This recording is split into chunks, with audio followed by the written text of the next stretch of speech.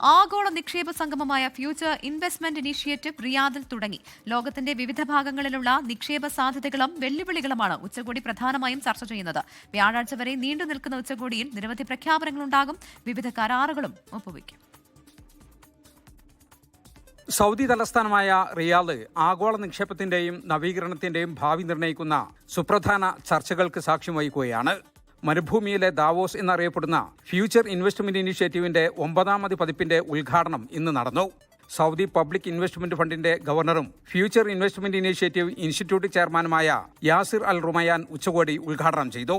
ലോകമെമ്പാടുമുള്ള നിക്ഷേപകരും നേതാക്കളും ചിന്തകരും സാങ്കേതിക വിദഗ്ധരും ആദ്യ ദിവസം തന്നെ ഉച്ചകോടിയിൽ സംഗമിച്ചു. നിക്ഷേപകർക്ക് വലിയ രീതിയിലുള്ള സാധ്യതകളാണ് ഉച്ചകോടി നൽകുന്നതെന്ന് Eram group chairman doctor Siddeek Ahmed പറഞ്ഞു. ഓരോ കമ്പനികളുടെയും ഹെഡ് ഓഫ് കമാൻഡേഴ്സ് ആണ് വന്നിരിക്കുന്നത്.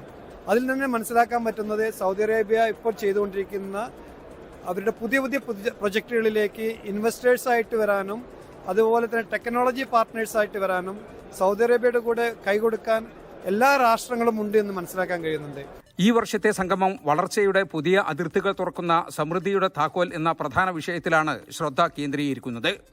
ആഗോള സാമ്പത്തിക വെല്ലുവിളികൾ നേരിടുന്നതിനുള്ള തന്ത്രങ്ങൾ രൂപപ്പെടുത്താനും സുസ്ഥിരമായ വളർച്ചയ്ക്ക് ഊന്നൽ നൽകാനും ആദ്യ ദിനത്തിലെ ചർച്ചകൾക്ക് സാധിച്ചു. ഉച്ചകോടി തുടങ്ങിയത് ഇന്നലെയാണെങ്കിലും പ്രധാനപ്പെട്ട ചർച്ചകളും പ്രഖ്യാപനങ്ങളും ഒക്കെ നടക്കുന്നത് ഇന്നു മുതൽ 3 ദിവസങ്ങളിലാണ്. $60 ബില്യൺ നിക്ഷേപ കരാറുകൾ ഉച്ചകോടിയിൽ ഉണ്ടാകുമെന്നാണ് പ്രതീക്ഷ.